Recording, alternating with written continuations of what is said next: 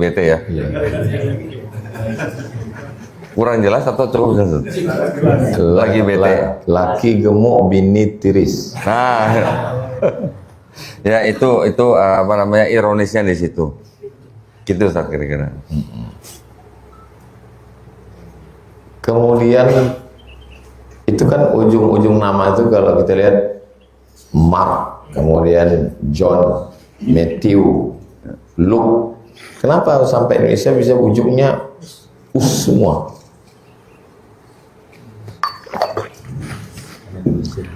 Kalau yang ujungnya us itu karena pengaruh dari agama dari Romawi Ustaz. Ya, Romawi yang menggunakan bahasa Yunani. Tapi kalau yang apa namanya? Yang asli yang sedikit perbedaan dengan Yunani. Kalau Yunani kebanyakan belakangnya as, Matias, Lukas begitu. Tapi kalau belakangnya us itu karena pengaruh dari yang Romawi. Nama-nama itu memang adalah nama-nama yang beraksen Romawi karena memang semua kitab-kitabnya itu ditulis dalam bahasa Yunani. Nah, sekarang kalau Yesus, ini hampir semua ahli perjanjian baru mengakui bahwa Yesus pasti ketika masih hidup atau Nabi Isa alaihissalam masih hidup, pasti dia berbicara bahasa Aramaik.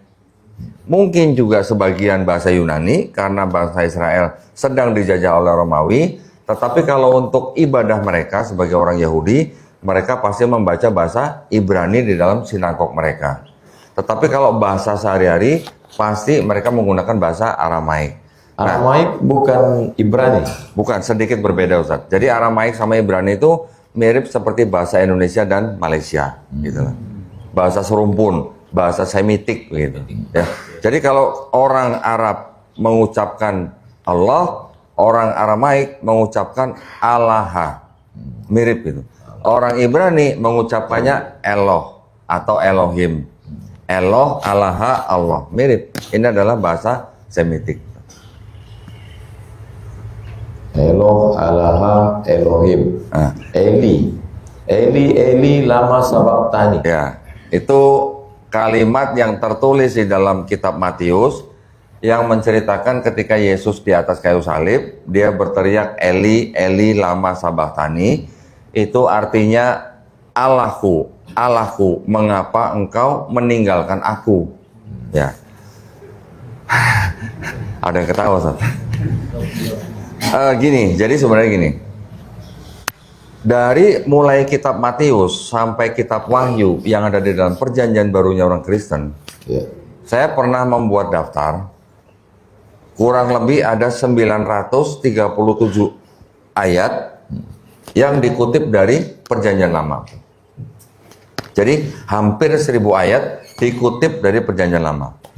Kalimat yang Eli, Eli, lama sabachthani itu dikutip dari perjanjian lama kitab Mazmur pasal 22. Ya, di mana di dalam kitab Mazmur pasal 22 itu sebenarnya sedang menceritakan galaunya Raja Daud yang sedang dikhianati oleh orang-orang dekatnya, termasuk oleh penasehatnya sendiri dan dilawan oleh anak-anaknya. Jadi di situ Raja Daud sedang curhat, Eli, Eli, lama azabtani, bukan sabachthani. Sabachthani dan azabtani ini hanya beda dialek Ustaz, antara utara dan selatan.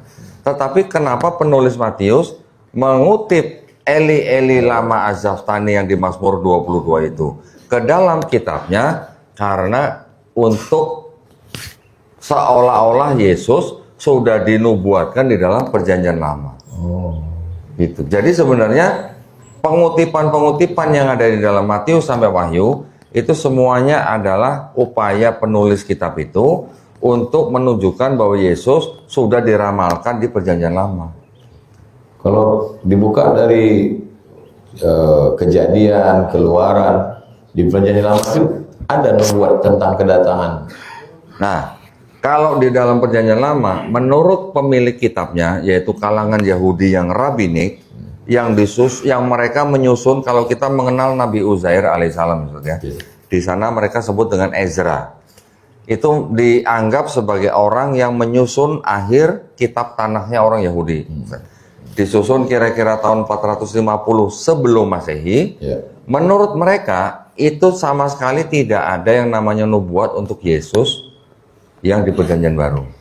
Tetapi karena kitabnya orang Yahudi itu sudah diterjemahkan ke dalam bahasa Yunani, dan di dalam di dalam kitab Septuaginta yang dalam bahasa Yunani itu terjemahannya ada yang diubah-ubah oleh Bapak Gereja di abad kedua, 3 dan 4, Ustaz.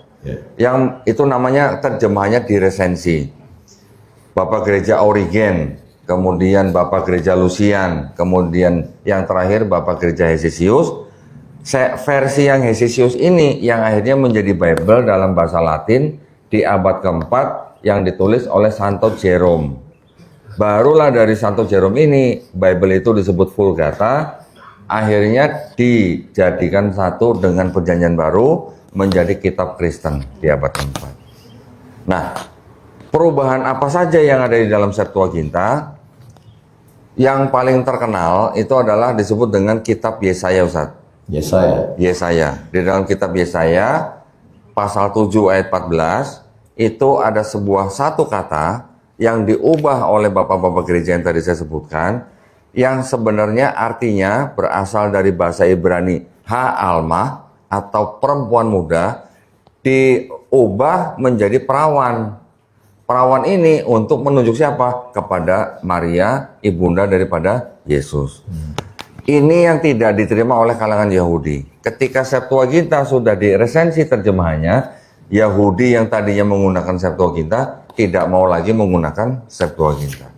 Jadi menurut mereka, karena terjemahannya sudah korup, mereka tidak lagi menggunakan Septuaginta. Mereka akhirnya menggunakan kitab yang sekarang mereka sebut sebagai Tanakh, yang berasal dari orang-orang Masoretik Yahudi yang menyusun ulang Tanakh dengan memberikan nikut atau kita kenal dengan harokat, Ustaz, di akhir abad ke-10 Masehi.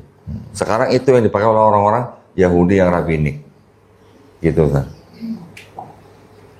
Qala Isa bin Maryam lil hawariyin, ketika Isa berkata kepada murid-muridnya hawariyin, man ansari ilallah, siapa yang menolong aku untuk menegakkan agama Allah? Qala al hawariyun, murid-murid Nabi Isa hawariyun berkata, nahnu ansarullah, kami yang akan menolong agama Allah.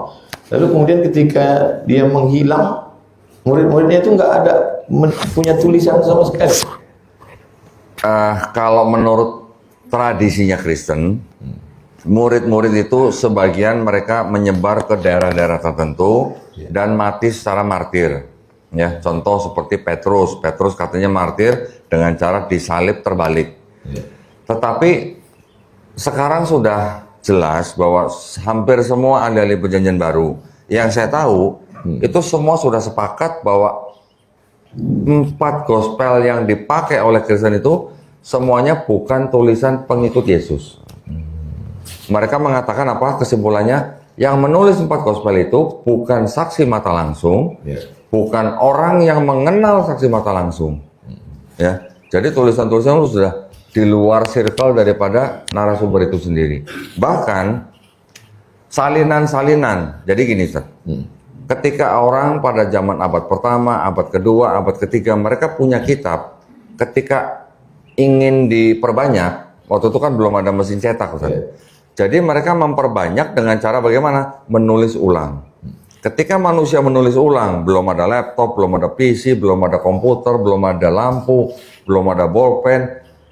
Mereka menulis ulang dengan cara-cara yang sangat tradisional, hanya menggunakan mungkin obor atau lilin sebagai penerangan, dan hanya dengan menggunakan tulisan tangan manusia yang itu sangat-sangat tinggi resikonya terjadi kesalahan. Jadi ketika orang menyalin ulang sebuah kitab, otomatis terjadi kesalahan. Kesalahan ini kemudian diteruskan oleh penyalin-penyalin berikutnya. Sehingga akhirnya yang menjadi disebut dengan kumpulan kitab-kitab itu yang bisa disimpan oleh manusia, yang berasal daripada abad keempat, yaitu Codex Vaticanus, Codex Sinaiticus, dan Codex Alexandrianus, itu semuanya sudah mengandung kesalahan-kesalahan yang berasal dari akumulasi penyalin-penyalin sebelumnya. Dan ketika sudah bisa disimpan dan ditemukan oleh orang, ada banyak, bukan ada ya, banyak ayat-ayat yang pada waktu itu tidak ada, sekarang ada, yang semalam Ustadz baca. Iya. Yang karenanya bagian ini pasti tidak asli gitu. Ya, itu di kodeks-kodeks yang abad 4 itu banyak yang tidak ada.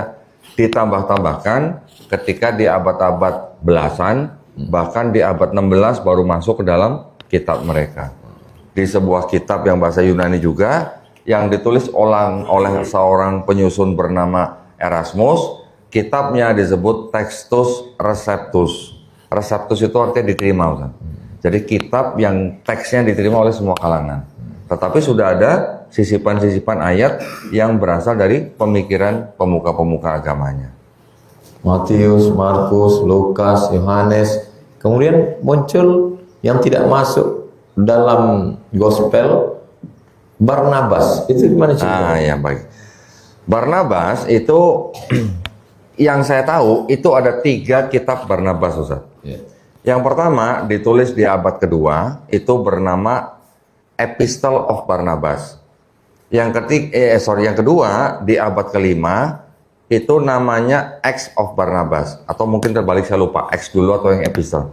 Tetapi yang sering diperbincangkan oleh kalangan Islam bahwa katanya di dalam kitab Barnabas itu ada cerita Yesus mengatakan akan ada nabi lagi yang bernama Ahmad, seperti di Quran surat As-Saff ayat 6. Kemudian diceritakan di kitab Barnabas itu bahwa yang disalib bukan Yesus, tetapi siapa? Yudas Iskariot, ya kan? Yang sering dibicarakan ini adalah kitab Barnabas yang dianggap ditulis di abad ke-13 Masehi. Yang lebih menulis lebih jauh sekali, abad ke-13, dan dianggap ini yang menulis orang Islam. Nah ya, jadi makanya ada narasi-narasi yang disalib bukan Yesus tapi Yudas Iskariot, akan ada nabi lagi yang bernama Ahmad, banyak kesamaan dengan Quran. Kalangan Kristen tidak menerima yang saya sebut terakhir, kitab yang disebut dengan Gospel of Barnabas. Kalau kita mungkin membaca di berita, ada kitabnya yang kertasnya warna hitam, tulisannya bertinta emas, yang disimpan di Topkapi Istanbul, Turki. Itu yang sudah diterjemahkan, Ustaz. Ya, itu diterjemahkan di abad 15 ke dalam bahasa Itali. Nah, itu juga bukan dokumen Islam. Yeah. Dokumen Islam itu kan Quran, hadis sahih, ya. Gospel of Barnabas itu walaupun ada narasi-narasi yang mirip dengan Islam, itu bukan dokumen Islam, bukan hadis yang dianggap sahih. Dan ada satu item di dalam Gospel of Barnabas itu yang tidak sama dengan akidah kita. Yaitu apa? Di dalam Gospel of Barnabas itu disebutkan bahwa yang disebut Al-Masih itu bukan Nabi Isa, tapi Nabi Muhammad Sallallahu Alaihi Wasallam. Ulama-ulama atau pendebat-pendebat atau apologet dari kalangan Islam juga menyarankan kita tidak menggunakan kitab Barnabas itu. Itu saja. Kemudian naskah Laut Mati. Naskah Laut Mati atau yang disebut dengan Dead Sea Scroll itu adalah naskah-naskah yang ditemukan di sekitar Qumran atau Qumran ya itu ya. Itu yang isinya kurang lebih memang banyak yang sama dengan yang di Perjanjian Lamanya orang Kristen. Gulungan Laut Mati itu adalah dokumen-dokumen yang ditengarai, ditulis oleh salah satu kelompok Yahudi pada abad-abad pertama atau sebelumnya, beberapa ratus tahun sebelumnya, yaitu kelompok Esseni. Ya, jadi pada waktu itu bisa dianggap lebih tua dari 4 gospel apa tadi? Bisa, karena gulungan Laut Mati itu ditulis kira-kira abad kedua sebelum Masehi. Ya, sebelum Masehi. Yang menulis dianggap atau diduga adalah kelompok Yahudi Esseni. Jadi kelompok Yahudi pada waktu itu tuh ada 4. Yang pertama kelompok Saduki yang tidak percaya dengan kehidupan setelah kematian. Saduki ya. Mereka kebanyakan berurusan dengan penjajah Romawi. Yang kedua kelompok Esseni yang sangat religius, yang mempercayai hal-hal yang gaib, dan mereka lebih banyak memisahkan diri dari kebanyakan orang. Mereka banyak hidup di gua-gua. Kemudian kelompok yang ketiga adalah kelompok Zelot. Zelot ini adalah orang-orang Yahudi yang membentuk pergerakan untuk melawan penjajah Romawi. Ini apa namanya, pemberontak lah gitu ya.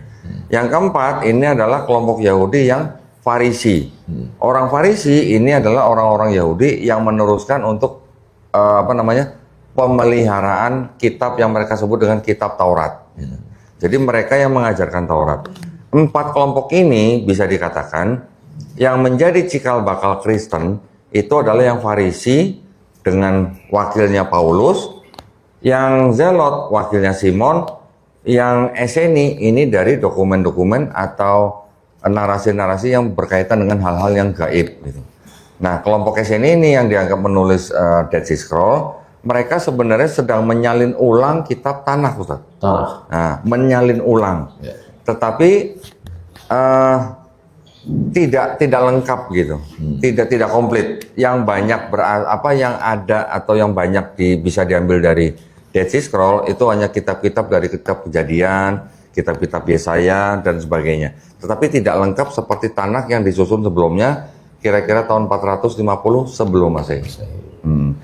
Yang menarik dari Dead Sea Scroll ini, Ustaz, antara Tanakh dan Dead Sea Scroll, yang Tanakh itu menyebutkan bahwa yang akan disembelih oleh Abraham itu adalah Ishak. Tetapi kalau yang Dead Sea Scroll tidak menyebutkan nama Ishak. Itu cukup menarik. Kemudian ketika Kohdon membaca, kemudian berpikir, apa di antara doktrin itu dulu yang membingungkan Kohdon? Nah, gini. Jadi ketika kita bisa membagi antara perjanjian lama dan perjanjian baru, saya mengelompokkan menjadi 3 konsep, Ustaz. Yang pertama konsep ketuhanan, yang kedua konsep keselamatan, yang ketiga konsep Mesias. Konsep ketuhanan perjanjian lama ternyata tauhid. Walaupun di dalam perjanjian lama juga ada yang namanya kontradiksi, plagiarisme, atau ayat-ayat yang tidak sesuai dengan sains, tetapi pesan konsep ketuhanannya tauhid, tetap tauhid. Di perjanjian baru kita bisa bagi 2 lagi, yaitu 4 gospel yang menceritakan Yesus dan surat-surat Paulus dan rasul lainnya. Di dalam perjanjian baru sendiri ajaran Yesus itu tetap tauhid. Tetap tauhid. Yesus tidak pernah mengajarkan Trinitas, Yesus tidak pernah mengajarkan agama Kristen. Yang surat-surat Paulus ini sebenarnya juga diduga tidak mengajarkan Trinitas, tetapi ditafsirkan dan terjemahnya ada berbeda-beda di beberapa versi. Dia tidak bicara Trinitas. Tidak pernah menyebutkan Trinitas. Kata Trinitas di dalam kitabnya orang Kristen, baik perjanjian lama atau baru, tidak ada, Ustaz. Kecuali tambahan kemarin. Kecuali yang Ustaz semalam baca itu. Itu adalah satu-satunya ayat yang dianggap mengajarkan konsep Trinitas yang paling sempurna. Karena menyebutkan Bapa, Firman, dan Roh Kudus, dan ketiganya satu. Berarti penafsiran datang belakangan. Betul. Dan itu baru ada di abad 16. 16. Ya, jadi ketika saya membandingkan kitabnya Kristen ada perjanjian lama dan perjanjian baru pun bisa dibagi 2, 4 gospel versus surat-surat Paulus. Karena konsep ketuhanannya Yesus, konsep keselamatannya Yesus, konsep itu berbeda dengan yang diajarkan oleh Paulus. Nah, jadi kalau begitu, di dalam satu kitab Kristen yang sudah utuh ada perjanjian lama dan perjanjian baru, konsep ketuhanan, konsep keselamatan perjanjian lama, dan konsep ketuhanan, konsep keselamatan Yesus, dan konsep keselamatan Paulus, ketuhanan Paulus, itu berbeda. Kontradiktif. Gimana konsep Paulus? Nah, Paulus mengajarkan bahwa dia tetap mengakui bahwa hanya ada satu Theos saja. Theos ini bahasa Yunani. Diterjemahkan oleh Kristen Indonesia menjadi kata Allah. Saya sebutnya Allah ya di dalam kitab mereka ya, ALLAH ya. Karena di dalam kitab mereka kan tidak ada tasdidnya, jadi saya bacanya Allah gitu. Kalau kita bacanya Allah gitu. Oleh Paulus dianggap satu-satunya Theos itu adalah Bapa. Tetapi satu-satunya Kurios itu kalau kita di dalam bahasa Arab kita mungkin bisa sebut menjadi Adonai. Sayyid Ustaz. Sayyid ya. Tuan ya. Junjungan gitulah. Satu-satunya Kurios adalah Yesus. Ini ajaran Paulus. Jadi menurut Paulus, Bapa ini tetap lebih paling tinggi otoritasnya. Bahkan di dalam urusan rumah tangga, Paulus mengajarkan seorang istri itu kepalanya adalah suami. Ya. Suami kepalanya adalah Yesus. Yesus kepalanya adalah Bapa. Jadi ada perbandingan, ada tingkatan hierarki tentang otoritas. Berarti beberapa ahli perjanjian baru mengatakan bahwa Paulus sebenarnya tidak mengajarkan Trinitas. Tetapi yang membedakan apa? Di dalam konsep keselamatannya Paulus mengajarkan setiap manusia ini kan sudah punya dosa. Dari mana? Dari istrinya Adam, yaitu Hawa. Karena istrinya Adam sudah berbuat dosa, semua manusia mewarisi dosa itu. Jadi itu yang disebut dengan original sin atau dosa waris. Sedangkan seluruh perjanjian lama dan ajaran Yesus untuk sampai atau masuk ke dalam surga, itu yang dibutuhkan hanya bertobat. Ada sebuah ayat yang sangat-sangat tegas dalam perjanjian lama, di dalam Yesaya pasal 1 ayat 16 sampai 18 dikatakan basuhlah, jauhkanlah, bersihkanlah dirimu, jauhkanlah perbuatan-perbuatan jahatmu dari depan mataku, berhentilah berbuat jahat, belajarlah berbuat baik, kendalikan orang kejam, usahakan keadilan, belalah hak anak-anak yatim, perjuangkanlah perkara janda-janda. Baiklah mari kita berperkara. Firman Tuhan tulisannya. Jikalau dosamu merah seperti kirmizi, akan menjadi putih seperti salju.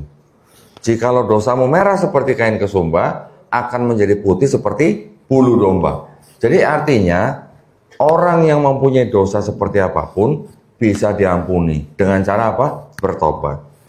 Di ayat lain dikatakan Yeskiel 18, 20 dan 21, yang berdosa itu yang mati. Anak tidak dapat menanggung kesalahan anak ayahnya, ayah tidak dapat menanggung kesalahan anaknya. Orang fasik jika dia bertobat dari kejahatannya dan melakukan ketetapan Allah, ia pasti hidup. Jadi ada konsep, siapapun yang punya dosa, ketika dia bertobat, dia selamat. Yesus pun mengajarkan, barang siapa yang tidak bertobat, dia tidak masuk surga.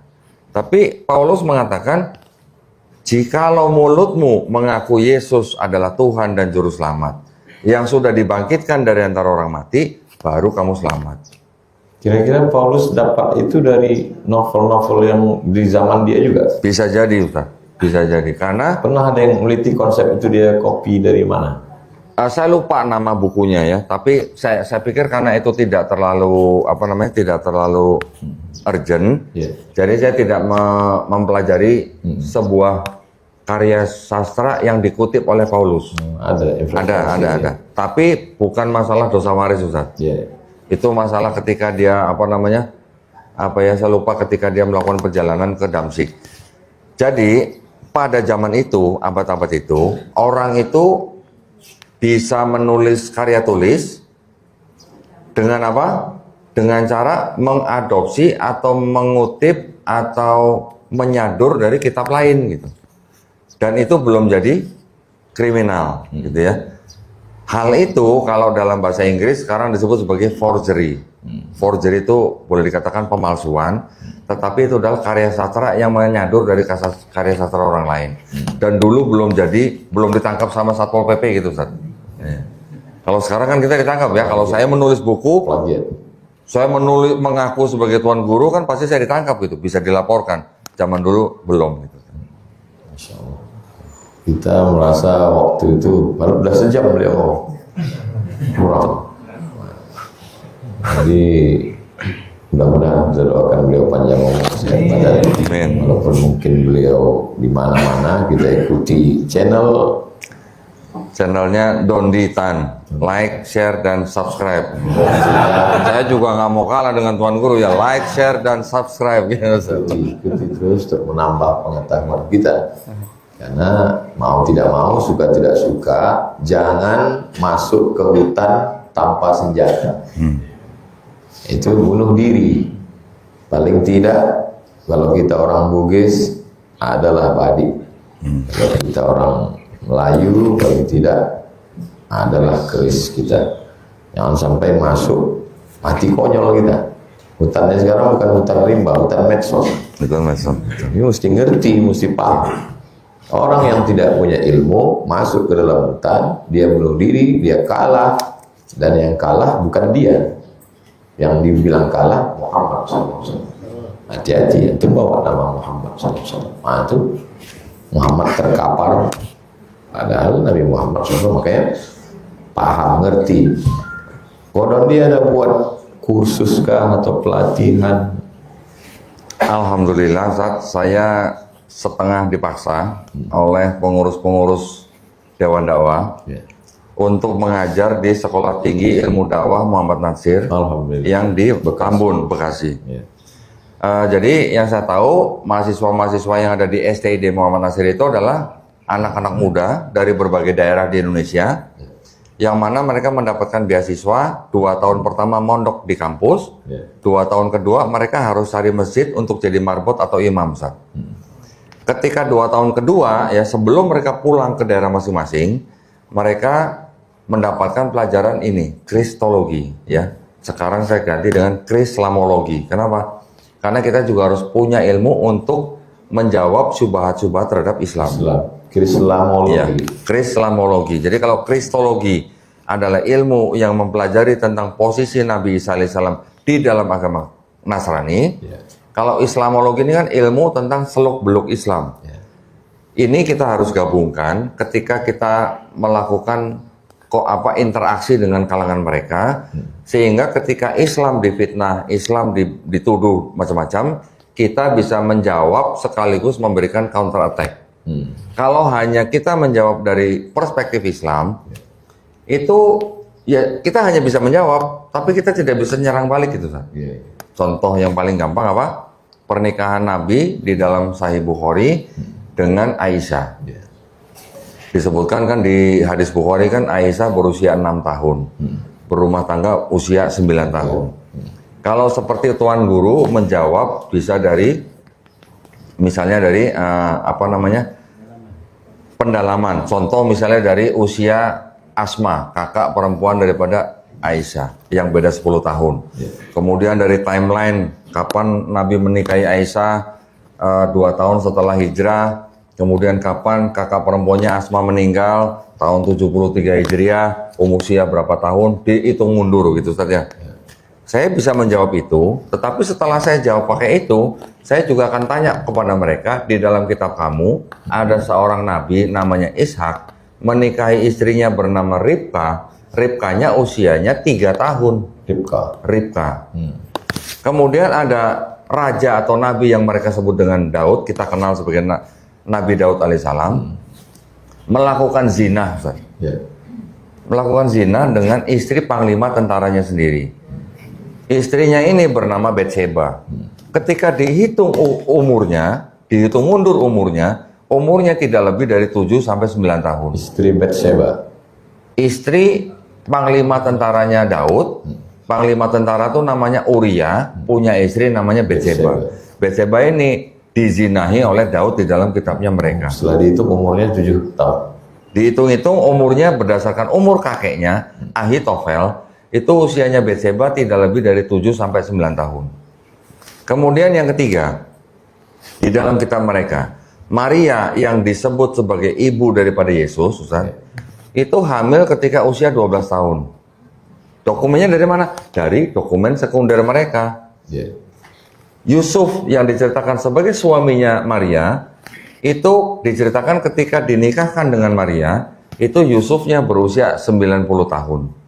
Marianya 12 tahun. Kita mungkin kalau Bapak Ibu yang di sini yang tidak melakukan perdebatan dengan kalangan mereka, mungkin Bapak Ibu jarang dengar istilah pedofilia. Nabi kita dituduh sebagai pedofilia ya oleh kalangan mereka. Kalau di luar negeri itu mungkin agak bebas gitu mereka ngomongnya. Kalau di sini mungkin mereka beraninya hanya di medsos. Kalau di YouTube mereka nggak berani ngomong. Ketika ada seorang pendeta membacakan tafsirnya Imam Al-Qurtubi tentang pembahasan Quran surat Al-Ahzab, pernikahan Nabi dengan Zainab. Ketika ada seorang pendeta membahas itu di YouTube-nya dia, Ustaz, dan menambahkan perkataan yang tidak senonoh terhadap Nabi kita, saya laporkan ke Polda Jawa Timur. Ditangkap, dipenjara, kena kira-kira 2 tahun. Itu yang kami lakukan, ya. Jadi ketika kita melakukan perang pemikiran, kita mengetahui ada orang yang berani menghina Nabi Muhammad SAW, kita kejar sampai dia masuk penjara. Jadi ketika saya menjawab tuduhan-tuduhan seperti itu, saya bisa langsung mengembalikan atau memberikan counter attack. Bagaimana dengan Ribka yang dinikahi oleh Ishak ketika Ribka berusia 3 tahun? Apakah kamu mau sebut Ishak pedofil? Kami aja nggak berani ngomong pedofil. Bagaimana dengan Daud yang berzina dengan Betseba usia 7-9 tahun? Apakah kamu berani sebut Daud pedofil? Kita aja nggak berani sebut. Apakah kamu berani mengatakan Yusuf seorang pedofil ketika menikahi Maria berusia 12 tahun yang sudah hamil? Belum lagi Ustaz, di dalam kitab mereka, dalam kitabnya Perjanjian Lama, diceritakan Tuhan bangsa Israel ini memerintahkan Nabi Musa dan bangsa Israel berperang. Ketika mereka menang perang, mereka punya tawanan perempuan yang dianggap belum pernah bersetubuh dengan laki-laki. Kalau dalam bayangan orang Yahudi, wanita yang belum pernah bersetubuh dengan laki-laki, itu usianya paling tidak 11 tahun. 11 tahun. Dan ditawan, setengahnya dibagi, ya. Tuhan yang disebut Tuhan bangsa Israel ini mendapat jatah upeti 32 perempuan yang belum pernah tidur dengan laki-laki. Ya walaupun dipekerjakan di dalam bait suci, tetapi disebutkan Tuhan memperoleh upeti 32 perempuan yang belum pernah bersetubuh dengan laki-laki. Jadi apakah kita mau sebut Tuhan kamu pedofil? Kan nggak mungkin. Nah jadi seperti itu. Kalau kita tidak belajar kristologi, kita tidak bisa memberikan counter attack yang ini, yang apa namanya, yang ilmiah gitu. Karena semuanya ada di dalam kitab mereka. Gitu, San. Karena pada akhirnya orang kan ingin mencari kebenaran. Karena caci maki itu ada jenuhnya, ada titik. Mungkin 1, 2, 3 kali suka karena hobi, tapi lama-lama orang ingin mencari. Nah, yang saya temukan pada Kohdonli tidak menggunakan kata caci maki, tidak mentertawakan agama orang, tidak mengejek-ejek. Yang dipakai itu adalah hujah, dalil, kekuatan argumentasi. Kalau dia ada tulis yang kalau disampaikan tadi, kalau isu yang kamu lemparkan ini, jawabannya ini. Isu pedofil, jawabannya tentang Yusuf, tentang Betseba, tentang itu ada di ini. Saya belum tulis dalam buku, Ustaz. Mohon doanya nanti insya Allah saya tulis dalam buku. Misalnya bantahan 100 isu. Gitu. Ya, insya Allah. Ini jawabannya. Orang sekarang kan malas membaca. Jadi ceritanya nggak kemana-mana. Misalnya isu ini, bantahannya ini, sehingga kemudian kalau supaya anak-anak muda kita nggak blank, nggak kosong. Taruhlah Senin sampai Jumat dia kuliah atau kerja. Nah, waktu kosongnya hari Sabtu Ahad. Jadi kalau dibuatkan seperti pesantren kilat, masuk hari Sabtu pagi jam 8, break duha jam 10. Setelah fresh masuk lagi makan siang zuhur. Habis zuhur masuk lagi break asar. Habis itu masuk lagi maghrib. Habis itu maghrib ke isya. Mungkin ba'da isya bisa lagi. Berarti ada 6 sesi hari Sabtu. Hari Ahad dibuat. Berarti ada 12 sesi. Kalau dibuat model begitu pelatihan, Kohdon disusunkan kurikulumnya, ya kan? Sabtu Ahad saja. Itu berapa lama anak-anak muda umat Islam ini punya ilmu yang kira-kira dia mapan kalau disusunkan silabusnya, nggak ngikut kampus. Kira-kira kalau begitu dengan seminggu sekali, kira-kira 6 bulan, minimal 6 bulan dia sudah bisa berdebat dengan pendeta. 6 bulan ya? 6 bulan. Artinya 6 bulan itu dia bisa berdebat dengan pendeta penuh dengan literasi, Ustaz ya. Bukan dengan argumen-argumen aja, tapi harus dengan literasi, referensi. Karena memang kristologi itu ternyata cukup luas, Ustaz. Bahkan kalau anak-anak muda atau mahasiswa-mahasiswa itu sebulan 4 kali Sabtu Ahad selama 6 bulan. Karena kan ini referensi jawaban yang Kohdon disebutkan tadi ini kan tersebar di sana sini. Maka yang pertama kalau kami diajarkan ada muqarrar namanya diktat. Jadi beda sama kita kuliah di sini. Kita kuliah di sini dosennya masuk, habis itu dia bilang referensinya ini tulis makalah. Yang sendiri pun mungkin nggak pernah juga nengok referensi itu. Nah, kalau di Al Azhar tidak begitu. Jadi syekh itu sudah bawa diktat. Saya lebih nyaman dengan itu. Ya. Jadi mau saya Kodondi punya waktunya udah terbaca udah 6 bulan. Tinggal ada diktatnya. Nah, bagi yang tidak bisa langsung online melalui Garda Mu'alaf bisa ya? Kita sedang rancang, Ustaz. Kita sedang rancang. Dia online 6 bulan. Habis itu nanti 6 bulan atau pakai ujian berkala baru dia diseleksi seperti tes TOEFL kan. Iya. Nah, karena ketahuan dia bohong atau enggak dari jawabnya. Kalau bisa dia jawab ini berarti dia lulus. Iya. Jadi Kodondi datang ke Riau pas acara wisudanya aja. Oke, baik. Gimana? Baik, insya Allah, Ustaz. Insya Allah nanti Baru kita kita buat acara. pikirkan. Iya. Baru acara munakasah. Ya kalau lulus, kalau nggak lulus berarti dia ikut 6 bulan lagi. Ya. Nah, setelah itu barulah dia main di medsos. Ya. Jangan cuma modal petantang petenteng aja. Betul. Takbir, habis lah. Betul, betul.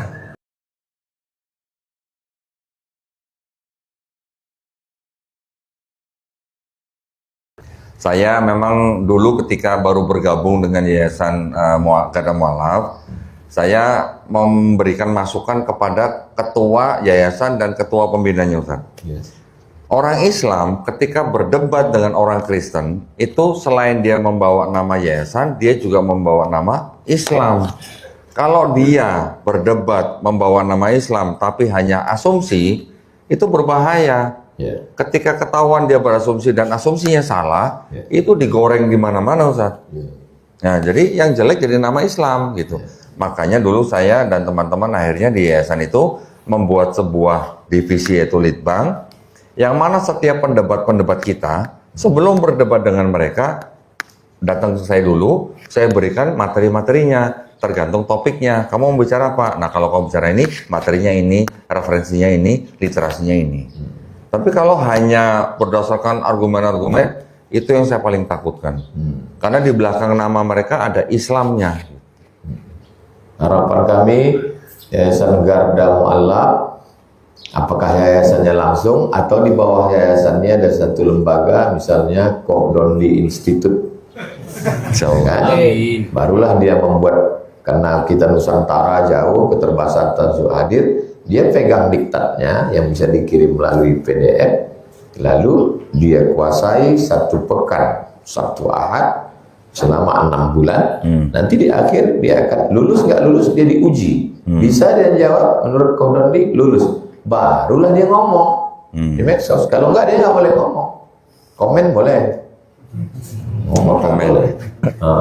Kita berharap mudah-mudahan itu terwujud ya. Insya Allah. Mohon doanya nanti saya siapkan diklatnya dulu ya, Ustaz ya. Diklatnya dulu. Nah, jadi begitu Kodondi datang ke Aceh, ke Sumatera Utara, semua kumpul, barulah ada ininya, wisudanya, baru ada ikatan alumninya. Alumninya, jadi ada Paulinnya. Paulin. Nah, pencinta Kodondi. Saya berharap itu wujud. Saya tidak memikirkan generasi saya, tapi generasi anak saya, generasi santri. Karena banyak orang punya semangat tapi tak punya kemampuan masuk ke internet, ke medsos, ke jebakan-jebakan berbahaya. Allah panjangkan umur Kodondi, sehat, sehingga apa yang kita cita-citakan itu terwujud. Saya ingin memberikan satu contoh kasus, Ustaz ya. Ini belum lama nih, ini belum lama. Terjadi di Jakarta.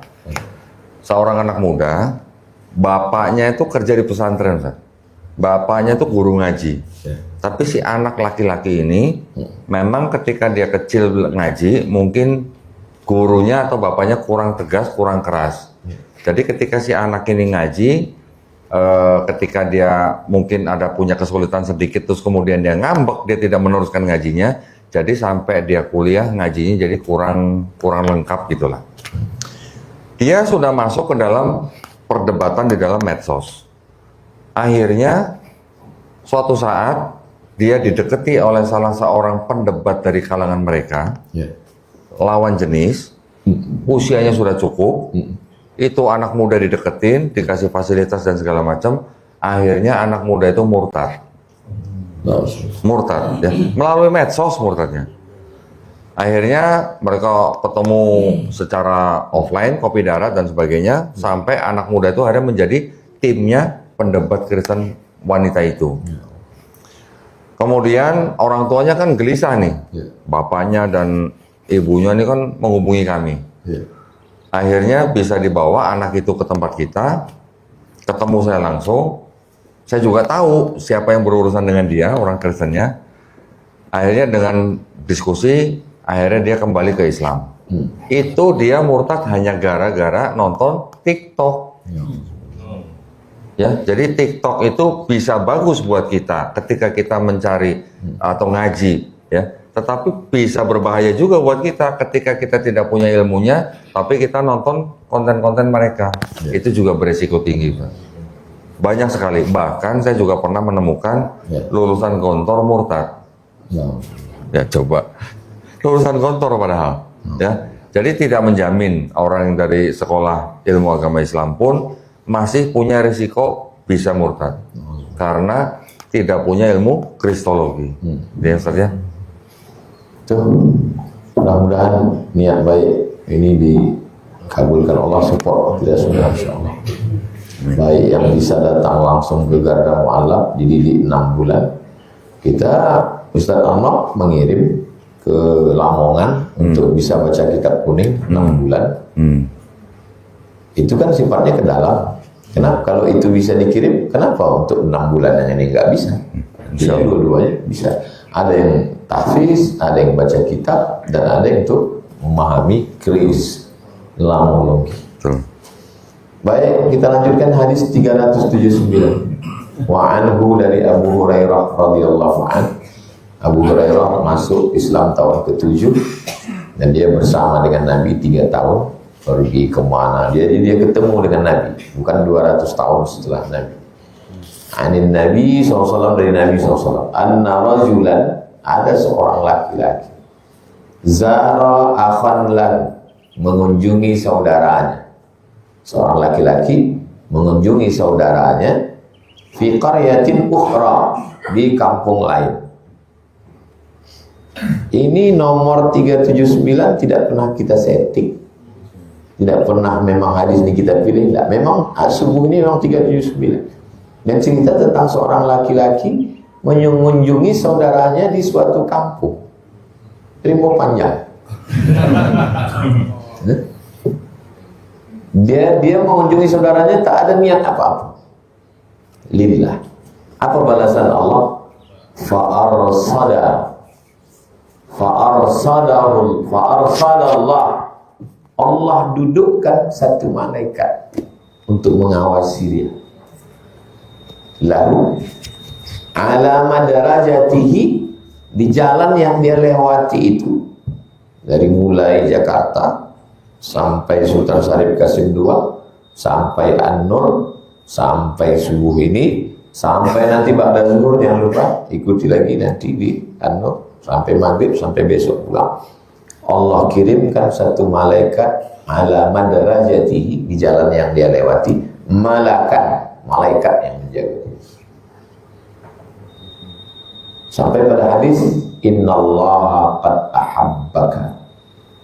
Pertama dikirimkan Allah malaikat, yang kedua malaikat mengatakan kepada dia innallaha qad ahabbaka, Allah mencintaimu kama ahbabta, sebagaimana engkau mencintai saudara.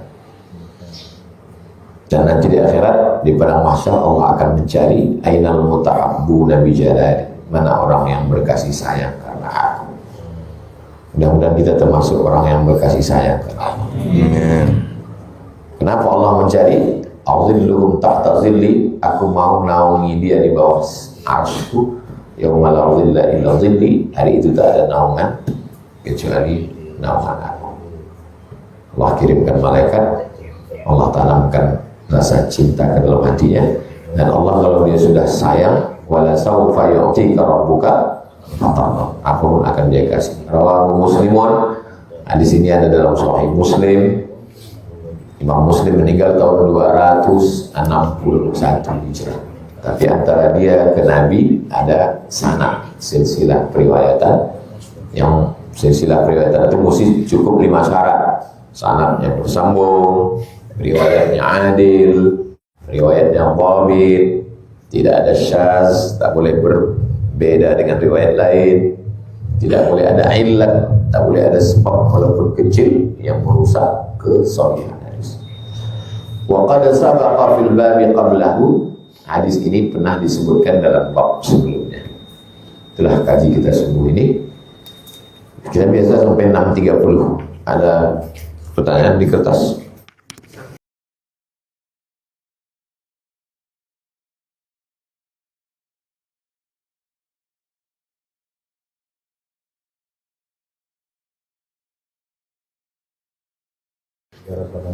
Bagaimana seharusnya sikap kita yang menghina habaib? Lapor ke Polda.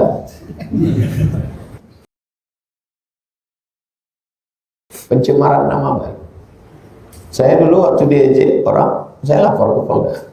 Kata orang Polda, nanti terganggu jadwal ceramah Ustaz. Enggak, saya bilang. Saya khususkan ini ada haji ilmiah. Di BAP saya. Habis itu 2 kali saya ke kejaksaan. Orang yang kurang ajar, dia mesti diajar. Karena dia tak diajar ayahnya, tak diajar emaknya, tak diajar gurunya. Memang kita lah ngajar dia. Apakah kita diam saja atau kita bela? Iya, kalau emak ayah kita diejek orang kita diam, itu bukan sabar, bodoh itu. Saya kita diam. Apakah kita bodoh menjauhi kawan itu? Jangan dijauhi. Kalau dijauhi dia makin lagi. Dipolisikan. Mumpung Pak Herimen masih di sini. Karena setiap dia menghina habaib sakit hati saya. Amal itu 2, ada amal hati, ada amal badan. Sakit kali hati gue kalau Ustaz dihina. Terus apa yang kau lakukan? Ya udah, aku cuma sakit aja. Itu amal hati. Hati kau mesti bergerak. Tapi bukan anarkis, kau mesti lapor. Tawakal dengan ikhtiar tidak saling menafikan. Tawakal itu amal hati, ikhtiar itu amal badan. Bukan berarti orang kalau sudah ikhtiar tidak tawakal. Bukan berarti kalau sudah tawakal tidak ikhtiar. Kita tawakal sama Allah. Tapi usaha kita apa? Saya tanya, berapa lama kok? 6 bulan. Sabtu Ahad masuk. Ya, diktatnya ada buat pelatihan. Jadi itu barang. Saya yakin itu tidak hanya di Indonesia. Malaysia, Singapura, Patani, Thailand Selatan, Moro. Semua muslim. Kenapa? Masuk dalam ajaran wajadilhum billati hiya ahsan. Karena Islam ini tidak. Islam ini kalau hanya sekedar mengajarkan sholat, puasa, zakat, gimana dengan surat Ali Imran? Gimana dengan surat Maryam? Gimana tentang laqad kafara alladziina qalu innallaha huwal masih ibnu Maryam? Apa bisa kita waktu ditanya, ini kok begini, Syekh? Udah, untuk menjaga hati kita lewatkan. Enggak bisa begitu. Ajaran Islam ini mesti dijelaskan semua. Dan penjelasannya itu belum tentu ada di kitab-kitab. Karena kita banyak terlalu sibuk mengkaji fikih-fikih bagus. Tapi untuk membela agama kita, masa kita ngaji terus darah haid, darah nifas, darah bisul, darah wiladah. Penting itu. Tapi mesti sama, mesti adil. Nah, tolong Ustaz berikan nasihat untuk para pembenci. Pembenci nggak bisa dinasihati, di penjara. Gimana mau menasihati? Inilah salahnya orang yang udah ngaji ini. Orang yang sudah ngaji ini, saya tengok agak setengah bodoh.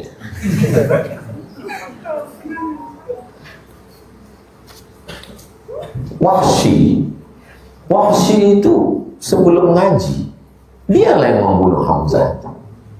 Wahsy itu menusukkan tombak hirbah itu ke tengkuk Hamzah. Hazzaztuhu, kata dia, ku goncangkan sampai keluar, maaf cakap, dari selangkangan Hamzah.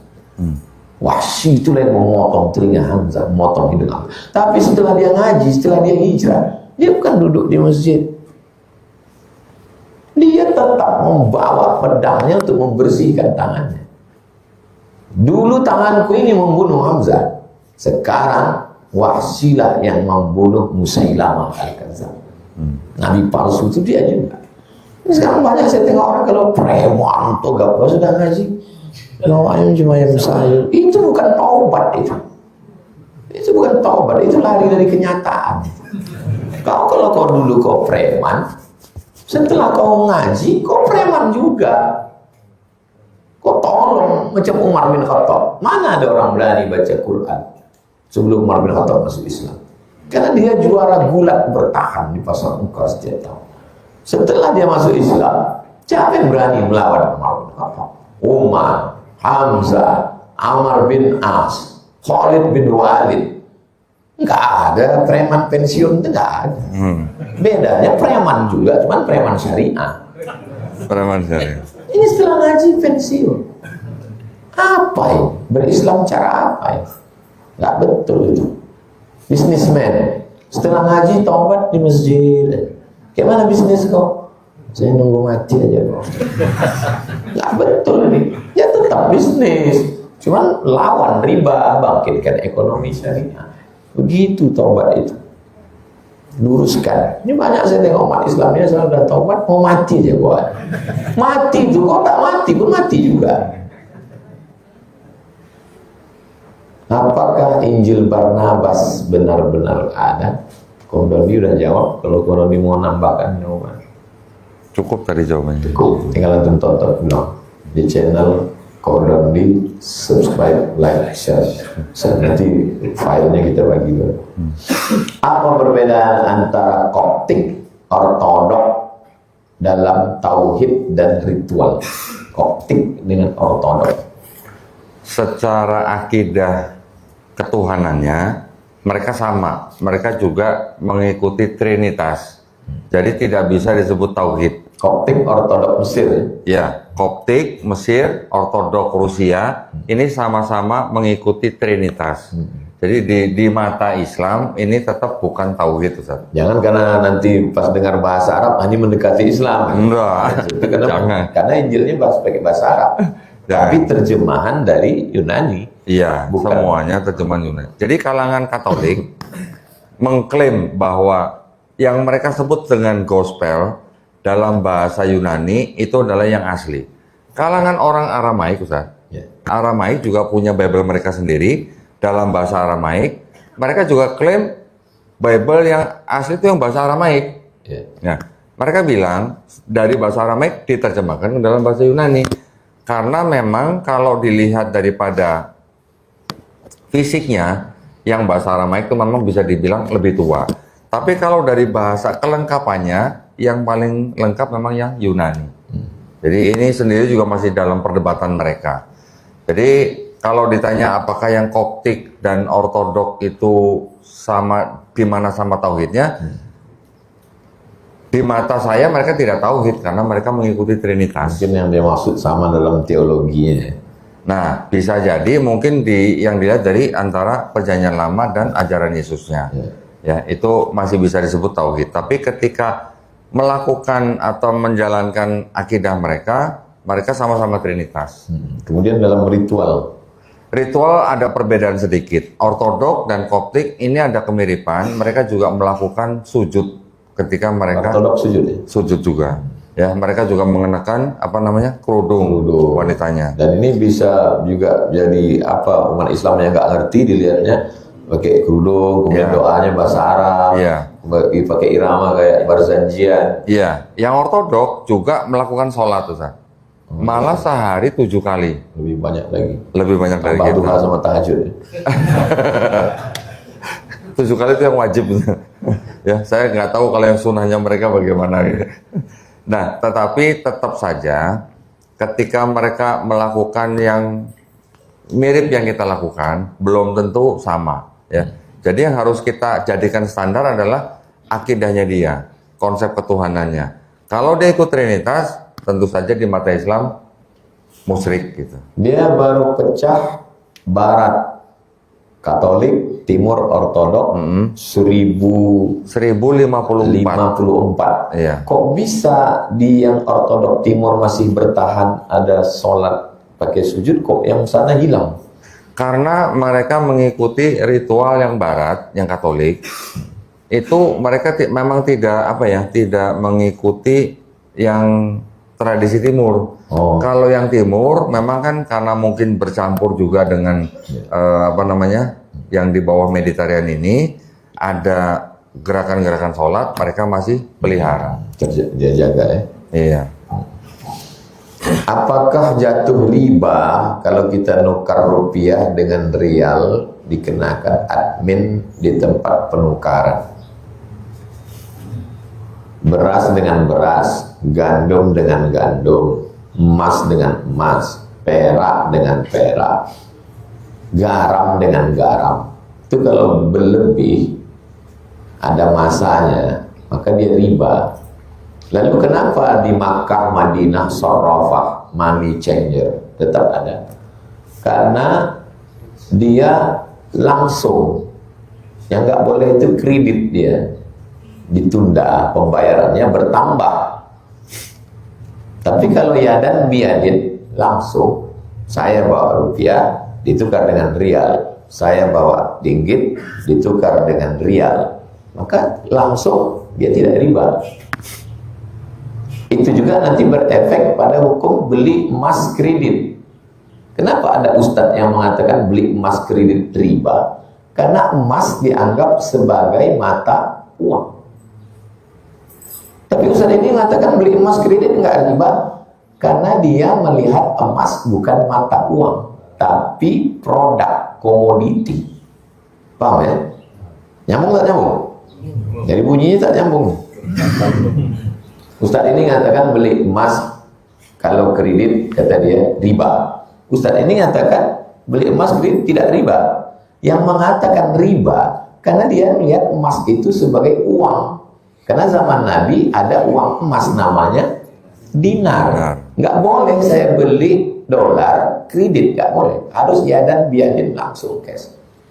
Sedangkan orang ustadz yang mengatakan beli emas nggak apa-apa kredit, dia melihat emas itu bukan sebagai mata uang, tapi emas itu sebagai produk. Sama seperti saya beli mobil kredit. Boleh saya beli mobil kredit? Boleh. Saya beli mobil Cordon di 300 juta, saya cicil setahun kredit. Boleh. Tapi leasing Pak Ustaz, leasing orang ketiga di antara kami. Di mana-mana orang ketiga ini selalu merusak. Saya mau beli mobil Kodoni, saya mau beli. Lalu kemudian datang leasing. Akhirnya akad saya bukan uang dengan mobil, tapi uang dengan uang. Uang dengan uang secara kredit, itulah dia riba. Jadi tidak mungkin pemerintah Saudi Arabia, Makkah, Madinah membiarkan money exchange di mana-mana dunia karena akadnya yadan biadin, cash langsung. Tidak riba. Kalau antum bilang riba, kayak mana antum mau beli, mau barter antum di Makkah? Semoga Ustaz dalam keadaan sehat. Amin. Saya umur 76 tahun. Insya Allah tahun depan berangkat haji. Tapi ibu saya umur 76, insya Allah tahun depan berangkat haji, insya Allah, amin. Tapi anaknya masih ada 2 lagi yang belum diakikahkan. Tapi anak ini sudah beristri, kedua-dua anaknya sudah nikah. Apakah ibu saya mengakikahkan anaknya yang 2 ini sebelum berangkat? Akikah itu kullu mauludin, setiap anak yang lahir murtahanun, dalam hadis lain rohinatun, tergadai bi aqiqati. Anak saya itu tergadai. Kalau tergadai berarti kita tebus. Bagaimana cara menebusnya? Tuzbahu anhu yauma sabi'ihi, sembelihkan kambing hari ke-7. Kata Qahdondi, saudara kita juga berakikah. Yuhlaku, dicukurkan rambutnya. Wa yusamma, dikasih nama yang baik. Tak ada dalam hadis ini, tapi dalam pengamalan dihitankan. Bisa dihitan hari ke-8. 8. Hari ke-8.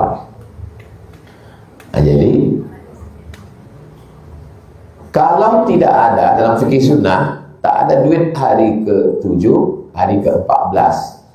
Tak ada duit hari ke-14, hari ke-21. Dalam fikih sunnah Syed Sabi. Kalau tidak ada juga lagi, tak usah lagi tengok tanggal, sebulan, 2 bulan, 3 tahun. Kalau sudah nikah dia, udah punya anak, bisakah akikah? Udah saya bahas dalam buku 37 masalah populer. boleh akikah setelah dewasa. Siapa jamaahnya yang belum akikah, siang nanti kau Dodi masih di sini. Insya Allah saya pun datang juga, insya Allah. Makan kambing siang nanti. Silakanlah akikah, tapi akikah saja, jangan minta ayun pakai marhaban, jangan minta cukur rambut pula, minta ganti nama pula. Bahayanya udah minta cukur, ganti nama, ganti bini pula. Ini mengada-ngada ini. Nengok Ustaz Wahyu, berapa pikiran kita.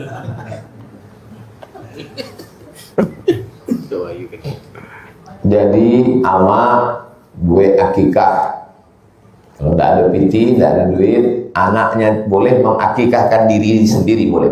Dalil mengakikahkan diri, aqa'an nafsihi ba'da bu'itsa nabiyyan. Nabi mengakikahkan dirinya sesudah dia jadi nabi. Boleh beli kambing, potong sendiri, makan sendiri. Undanglah orang. Akikah itu bukan untuk diri kita sendiri. Ibu saya umur 76 tahun dari Maninjau, ingin sekali melihat dan bertemu dengan Ustaz. Boleh sekiranya nanti sebelum pulang kita mengambil foto bersama, sebelum balik foto dengan Korin. Ala hazi niat, untuk niat yang baik-baik kita semua. Untuk Dodi, beliau menempuh jalur dakwah yang tidak ditempuh oleh orang lain. Jalurnya ini licin, terjal, mendaki, tapi beliau melewatinya bisa dengan senyum, tidak sumpah serapah, tetap fokus ilmiah, tidak emosi. Kita doakan, kata Nabi kalau jumpa orang baik, doakan kafarallahu amsala, semoga Allah memperbanyak orang seperti kamu. Ala hadhihi niyyah al-Fatihah. Bismillahirrahmanirrahim. Alhamdulillahirabbil alamin. Ar-Rahmanir-Rahim. Maliki yaumiddin. Iyyaka na'budu wa iyyaka nasta'in. Ihdinas siratal mustaqim, siratal ladzina an'amta 'alaihim ghairil maghdubi 'alaihim waladdallin. Amin. Allahumma barik lahu fi umurihi wa umurina. Berikan berkah pada usia Dodi dan kita semua. Amin. Allahumma ja'alhu minar rasyidin. Amin. Jadikan beliau selalu berhati, berkata, beramal lurus linusrati syariatik, untuk menolong agama. Ya muqallibal qulub, engkau yang membolak-balikkan hati, sabbit qulubana, kokohkan hati kami ala dinik, dalam agama, wa ala ta'atik, dalam ketaatan kepada Allahumma faqihna fid din, pahamkan kami agama ini dengan benar. Allahumma rzuqna as-sidqa fil qaul wal ikhlas fil amal, berikan kami benar dalam ucapan dan ikhlas dalam amal. Amin. Allahumma ja'alna minal mutahabbin, jadikan kami orang-orang yang berkasih sayang karena Engkau. Kama jama'tana fi hadzal sabahil mubarak fajma'na ma'al habibil mustafa fi jannatikal ula. Sebagaimana Engkau kumpulkan kami subuh ini, kumpulkan kami nanti di surga bersama Nabi Muhammad sallallahu alaihi wasallam. Allahumma hdi qaumana fa innahum la ya'lamun. Saudara-saudara kami yang belum dapat hidayah, berikan mereka hidayah. Amin. Allahumma hdina, berikan kami hidayah. Wahdi bina, berikan kami menjadi penyampai hidayah. Wahdi bina, berikan saudara-saudara kami dapat hidayah melalui lisan dan amal kami. Waj'alna sababan liman ihtada, jadikan kami menjadi asbab sampainya hidayah sehingga kami mendapat amal jariah. Wassallallahu ala sayyidina Muhammad wa ala alihi wasallam. Alamin. Taqabbalallahu minkum minna minkum taqabbal ya karim. Salat sunat isyraq 2 rakaat.